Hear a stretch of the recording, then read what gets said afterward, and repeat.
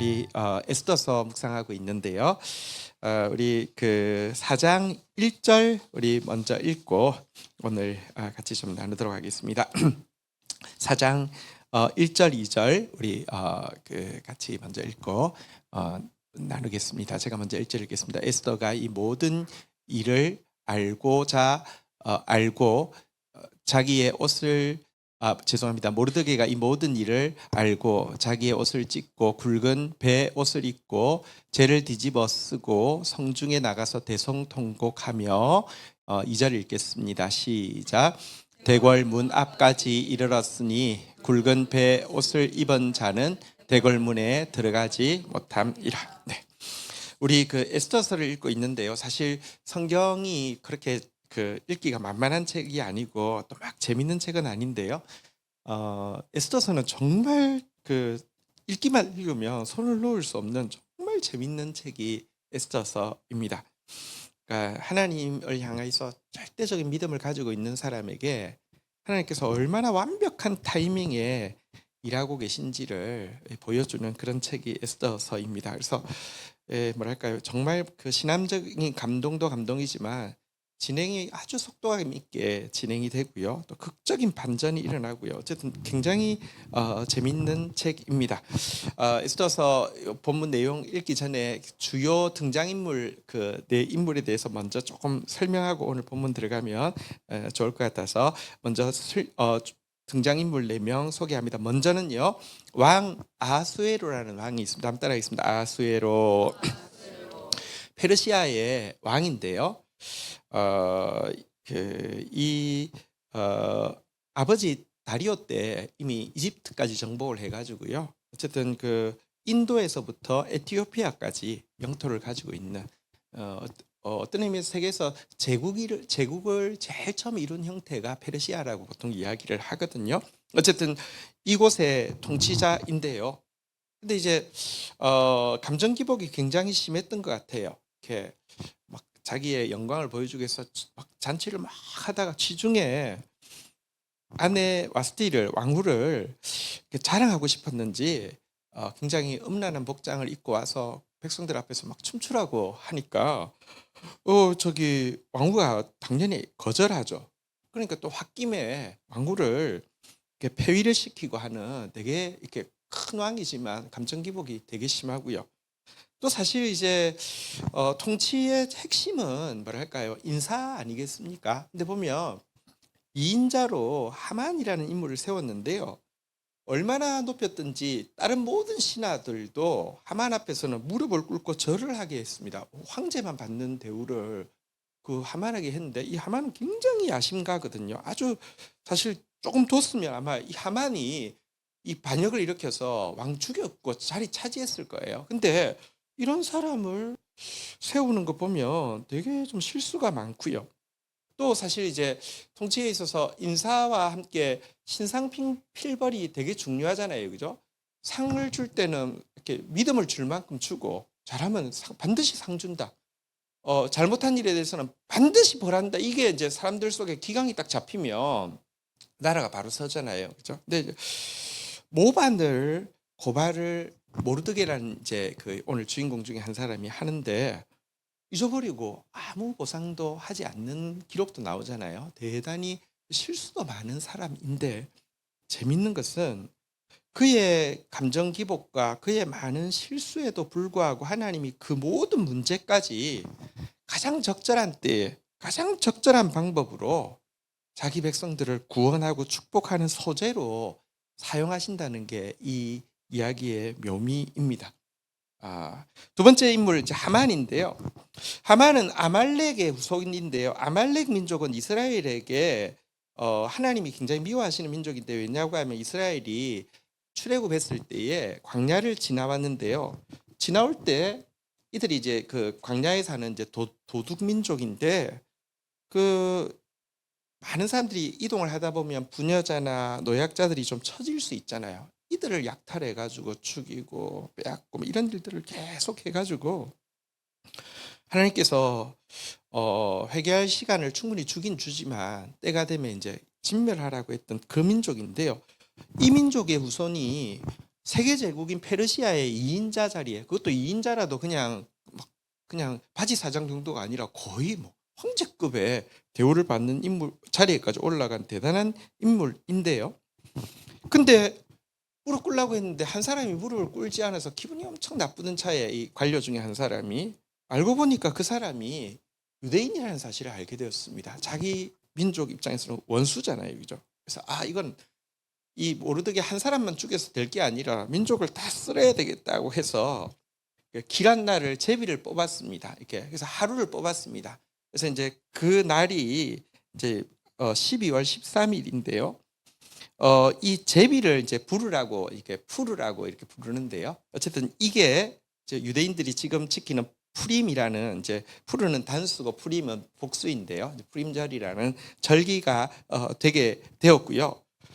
길한 날이라고 뽑았는데 이때가 유대인들을 전체를 다 학살하기로 한 날인데 유대인들의 대적이 다 이렇게 진멸하는 날일로 바뀌게 되는 그런 이야기가 에스더서의 이야기입니다.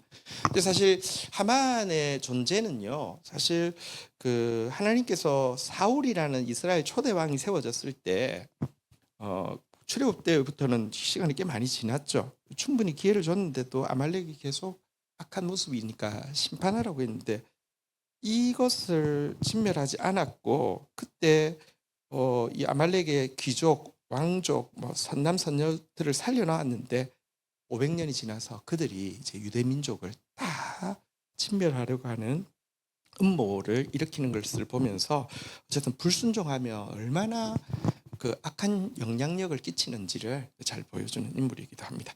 자, 이제 모르드게인데요. 모르드게는 이 그 유대인이고 또 이 사울 왕과 같은 베냐민 지파 출신이고요. 페르시아의 행정 관료였는데 여호와를 향한 아주 절대적인 신앙을 가지고 있어서 이 하만이 아말렉 후손이기 때문에 왕이 무릎 꿇라고 했는데 무릎 꿇지 않고 있었고요. 또 그 조카 딸인 그 이제 에스더를 정말 잘 양육하고 또 민족을 위해서 정말 목숨 걸고 부르짖는 그런 신앙의 사람인데요. 그가 하만에게 무릎 꿇지 않은 이 절대적인 신앙을 가진 것 때문에 사실은요, 자기 민족 전체가 몰살당할 위기에 갔던 것은 되게 좀 적당하게 하지, 이런 말 듣기 쉬운 편협한 외골수로 보이는데요. 그런데 거꾸로 이 절대 신앙이 결국은 푸림절이라는, 그러니까 이제 하나님의 완벽한 타이밍 가운데 역전의 역사를 일으키는 일을 하게 되었던 인물입니다. 마지막 에스더, 우리 그 여성분들 중에서 에스더라는 이름이 많잖아요, 그죠? 그 이제 이 에스더인데요. 그 솔로 지옥에 나오는 그 이제 여성분들이 그 뭐 이렇게 인터뷰를 보니까 그런 이야기 하더라고요. 그 저녁 한 12시까지 촬영하고 들어가지만 새벽 4시 되면 전부 다 일어나서 그때부터 아침 촬영이 9시인가 뭐 시작인데 그때까지 화장을 다 한대요. 그러니까 4시부터 뭐 9시 때까지 전부 화장하고요. 그리고 그 기간 동안에 가져간 옷이 뭐 40벌인가. 그러니까 왜냐하면 그 카메라 돌아갈 때마다 이렇게 뭔가 부각이 돼야 되니까 또 바꾸고 또 바꾸고 한다고 하는데요. 에스더는 사실 이제 왕후, 이제 이 페르시아 제국에 있는 이쁜 여자들 다 모아서 이 아수에로의 이제 왕비를 뽑는 그 콘테스트에 있었으니까 솔로 지옥보다 훨씬 더 치열한 거잖아요, 그죠? 근데 우리 이번 주에 나왔지만, 그러니까 막 이렇게 외적인 거 꾸미고 다른 사람하고 경쟁하고 이런 사람이 아니었는데도 모든 사람한테 은총을 받고 모든 사람에게 기쁨을 주는 참 아름다운 여인, 그러니까 정말 내면이 아름다운 여인이었음을 보게 됩니다. 보면 왕후가 되고 나서도요, 자기 그 삼촌에게 정말 겸손하게 순종하는 모습도 보일 수 있고요. 하나님의 뜻을 알고 나서는 죽으면 죽으리다 하면서 용기를 보이는 그런 모습도 보여주고요. 또 특별히 이 대적인 하만과의 관계에서 침착함을 잃지 않고 아주 지혜롭게 하나님의 그 역전의 때까지, 도리어 하만이 생각할 때는 에스더가 자기 편이라고 생각할 정도로 계속 잔치에 초대하고 뭐 이런 것을 이렇게 대단히 침착하고 지혜롭게 하는 참 귀한 인물인 것을 보게 됩니다. 한편 그 이제 아하수에로 그러니까 우리가 뭐 이렇게 잘 모를 수 있는데요. 그 세상 역사에서는요 크세스라는 인물인데요. 우리가 본 영화 중에서 300이라는 영화 있었잖아요, 그죠? 살라미스 전투인데요.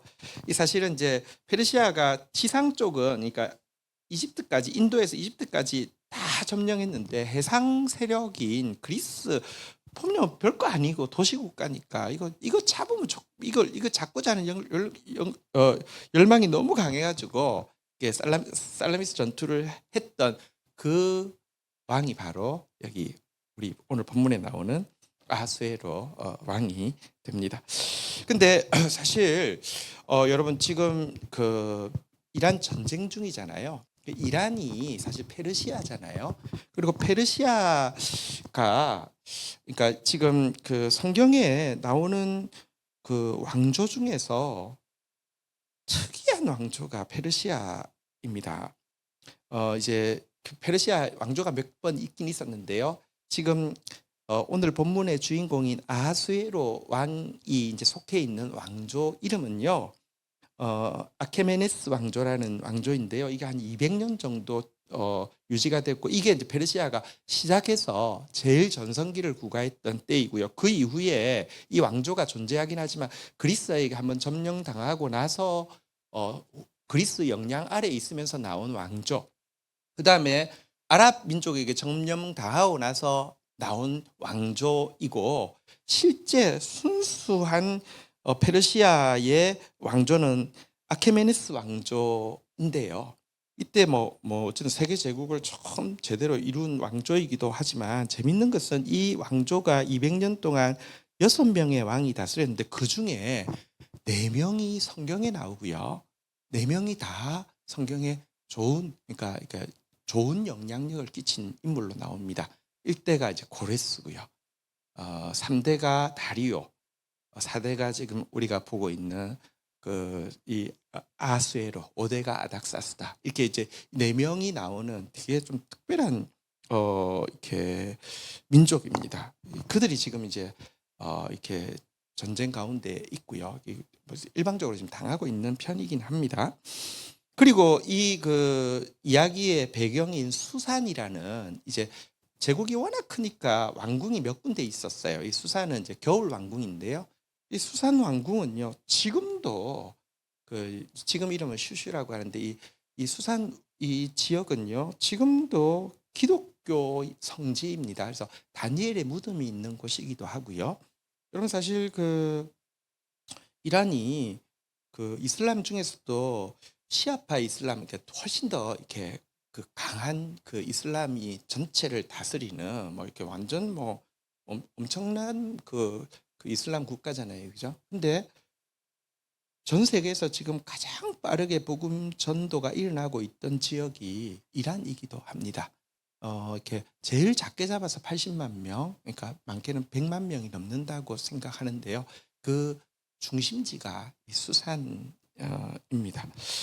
지금 사실 이 전쟁을 보면 어떤 의미에서요. 지금 이 트럼프가 아하수에로하고 되게 비슷하고요.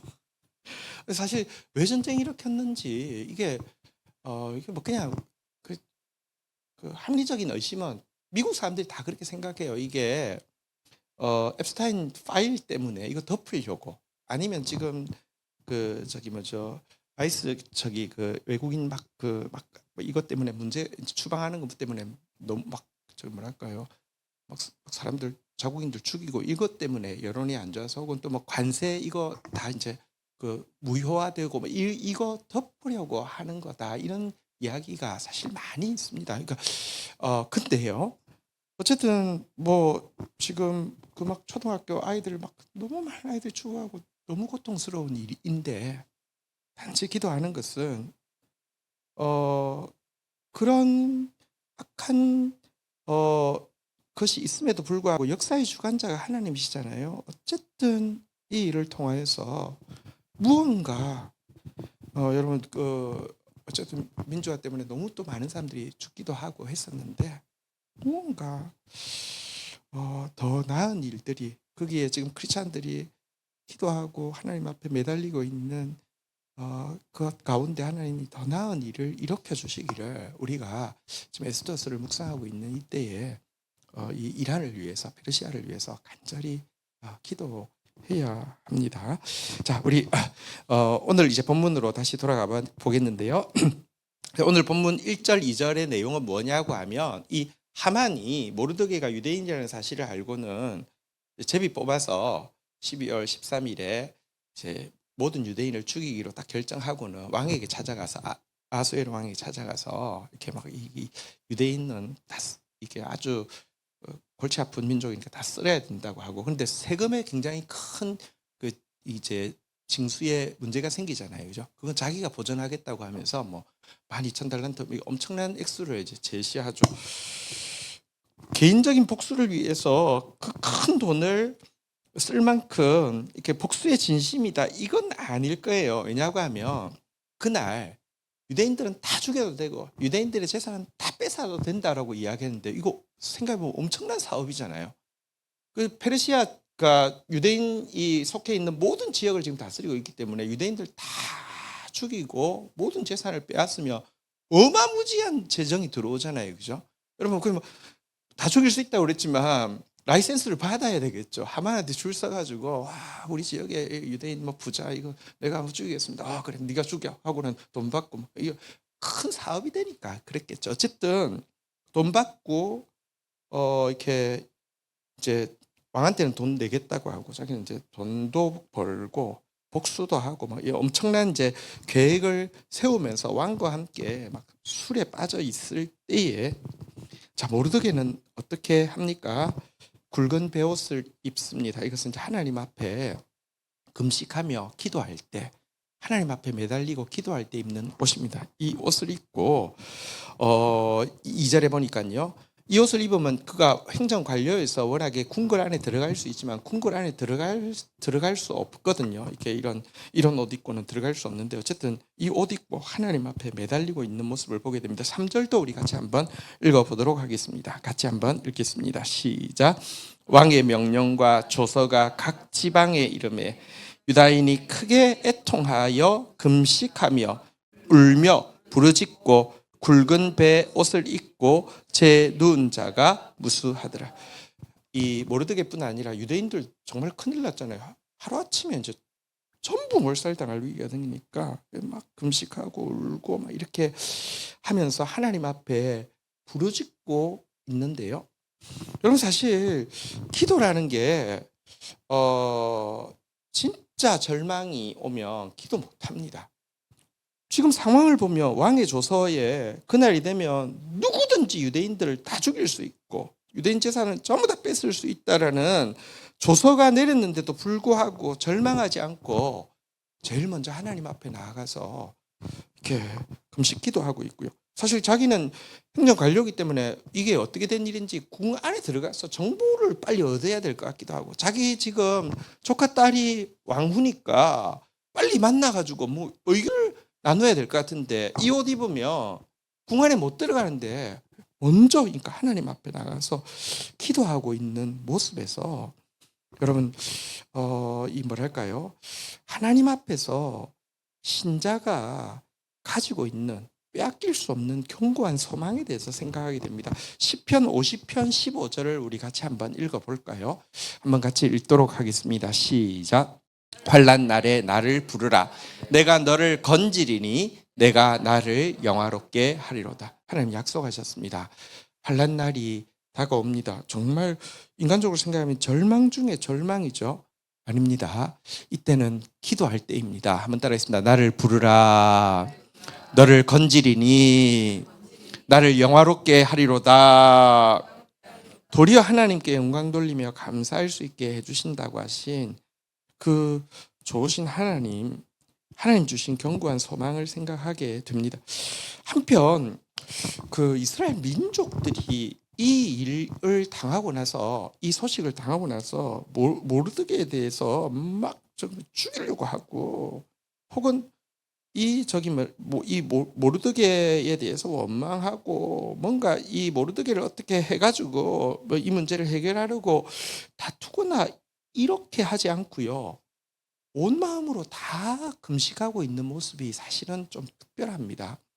왜냐고 하면 여러분, 모세가 이전에 보시면 어, 이집트에서 노예 생활하고 있을 때 자기들을 건져주기 위해서 와서 왕에게 찾아가서, 바로 왕에게 찾아가서 막 재앙을 막 일으킬 때 제일 싫어하는 사람이 누군지 아십니까? 이스라엘 사람들이죠. 모세가 옴으로 말미암아 자기들 강제 노역이 더 많아졌다고 막 원망하고 그러잖아요, 그죠? 충분히 지금 모르드게가 그냥 절하고 뭐 네가 뭐 대단하다고 그래가지고 우리 모두를 이렇게 하느냐 이럴 수 있는데, 원망할 수 있는데, 그런 게 여러분 이 에스더서에서 전혀 나오지 않는 것은 사실 좀 특별합니다. 이유가 사실은 있습니다. 여러분, 이 지금 이스라엘 민족들이요, 이 일 있기 전에, 다시 말하면 이 민족이 전부 다 쓸려서 죽는 이런 위기 있기 전에 한 50여 년 전에 무슨 일이 있었냐고 하면요, 갑자기 고레스가 칙령을 내려가지고 유대인들 다 원하면은 다 돌아가서 하나님 성전 지으라는, 전 세계 역사상 이런 그 뭐랄까 제국을 만든 사람이 이런 식으로 포로 노동력을 그냥 돌려보내고 없는 일을 경험을 했었어요. 그때 갈까 말까 많이 망설이다가 또 남은 사람이 많아요. 왜냐하면 이 여기서 자리 잡았잖아요, 그죠? 그러니까 안 나갔던 사람들이 많은데, 어쨌든 하나님이 일하시니까, 하나님이 구원하시니까 상상도 못한 일이 이루어지네, 이런 경험이 있었기 때문에 위기는 너무 큰 위기지만 이 위기 앞에서 하나님의 뜻이 무엇일까를 생각한 것 같아요. 그래서 실제로 아하수에로 통치가 이제 끝나고 나서 7년 지나서 바로 2차 포로기한과 또 조금 지나면 3차 포로기한 아닥사스다 때 이루어지는 일이요, 이 일을 단지 큰일 났어, 누구 탓이야, 이거 하기 전에 크신 하나님이, 역사의 주관자이신 하나님이 이걸 허락하신 이유가 뭐지를 이스라엘 백성들이 경험적으로 생각을 한 것 같아요. 그래서 원망하고 막 누구 책임 소재를 따져서 막 인간적인 방법으로 뭔가 하만에게 갖다 바쳐가지고 어떻게 풀고 이러려고 하지 않고 함께 기도하게 되었고요. 이게 결과적으로 어쨌든 에스라 느헤미야의 포로기한을 이끌게 된 원동력이 된 것을 보게 됩니다. 어쨌든 우리에게 다가오는 모든 일들은요, 절대 우리에게 주신 소망을 없앨 수도 없고요, 도리어 우리 생각을 뛰어넘는 하나님의 뜻을 이룬다는 것을 믿어야 합니다. 우리가 신자를 믿는 사람이라고 하는데요, 역사의 주관자이신 하나님, 그리고 이 인간 사이에 정말 말도 안 되는 막 부정과 부조리함에도 불구하고 결국은 선한 하나님의 뜻이 이루어진다는 것을 믿는 게 믿는 사람이란 말입니다. 그 믿음이 있기 때문에 모두 절망할 때 절망하지 않을 수 있고, 모두 원망할 때 그 너머에 하나님의 뜻을 생각할 수 있는 거, 그게 믿음이 주는 너무 특별한 선물이죠. 세상은 그걸 줄 수가 없잖아요, 그렇죠? 자, 한번 4절부터 한번 보도록 하겠습니다. 에스더의 시녀와 내시가 나와서 전하니 왕후가 매우 근심하여 입을 의복을 모르드게에게 보내어 그 굵은 배 옷을 벗기고자 하나 모르드게가 받지 아니하는지라. 5절 같이 한번 읽도록 하겠습니다. 시작. 에스더가 왕의 어명으로 자기에게 가까이 있는 내시 하닥을 불러 명령하여 모르드게에게 가서 이것이 무슨 일이며 무엇 때문인가 알아보라 하매. 6절 제가 읽습니다. 하닥이 대궐문 앞 성중 광장에 있는 모르드게에게 이르니. 7절 같이 읽겠습니다. 시작. 모르드게가 자기가 당한 모든 일과 하만이 유다인을 멸하려고 왕의 금고에 바치기로 한 은혜의 정확한 액수를 하닥에게 말하고. 8절 제가 읽습니다. 또 유다인을 진멸하라고 수산궁에서 내린 조서 초본을 하닥에게 주어 에스더에게 보여 알게 하고 또 그에게 부탁하여 왕에게 나아가서 그 앞에서 자기 민족을 위하여 간절히 구하라 하니 9절 같이 한번 읽도록 하겠습니다. 시작. 자, 삼촌인 모르드게가 굵은 배를 입고 그 이제 궁궐에는 못 들어오고 그 앞에서 금식하고 죄를 뒤집어 쓰고 있다는 이야기를 듣고는요, 에스더가 막 당황해가지고 입고를 하려고 하면 이제 옷을 입어야 되잖아요. 그래서 이제 옷을 보냈습니다. 집에 이제 옷을 두고 왔을 수 있으니까. 근데 모르드게가 거절하고 그 궁궐로 들어오지 않죠. 그러니까 이게 무슨 일인가 해서 이제 넷이 이제 자기를 이제 보좌하는 넷이를 보내가지고 무슨 일인지 이제 알아보게 했더니 7절에 나오는 대로요, 모르드게가 이제 모든 이야기를 하죠. 그러니까 자기 이 아말렉 민족의 후예인 하만에게 자기 절할 수 없는 이유와, 그랬더니 하만이 자기를 죽이려고 하다가 유대인 전체를 죽이기 위해서 왕에게 로비하면서 얼마를 뇌물로 바치기로 한 것, 액수도 이야기하고 8절에 보면 그 이제 그러니까 전국에 막 붙었지만 사실은 등잔 밑이 어둡다고 궁 안이 제일 어두울 수 있잖아요, 그죠?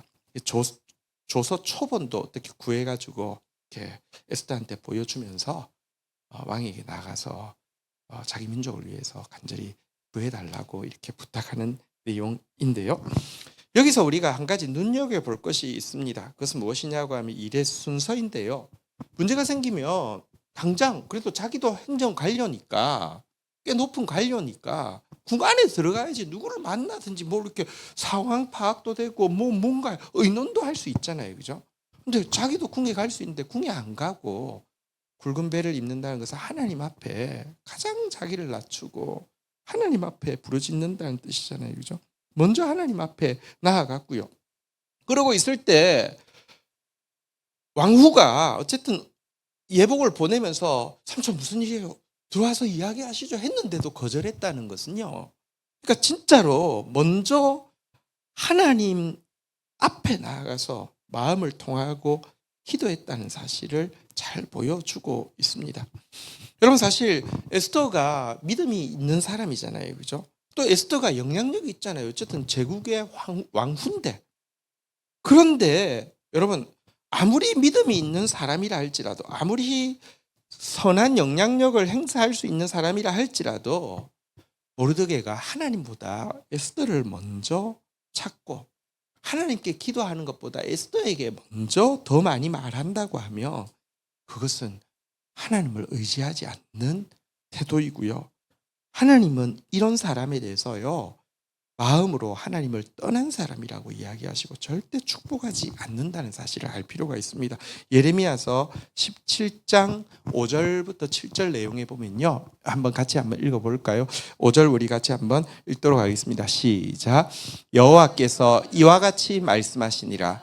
무릇 사람을 믿으며 육신으로 그의 힘을 삼고 마음이 여호와에게서 떠난 그 사람은 저주를 받을 것이라. 여러분, 사람 더 믿고요, 자기 인간적인 생각이나 방법들, 힘을 자기 힘 삼고요, 마음으로 그냥 뭐 하나님 이야기하지만 실제 마음에는 하나님이 먼 사람, 하나님은 절대로 기뻐하지 않습니다.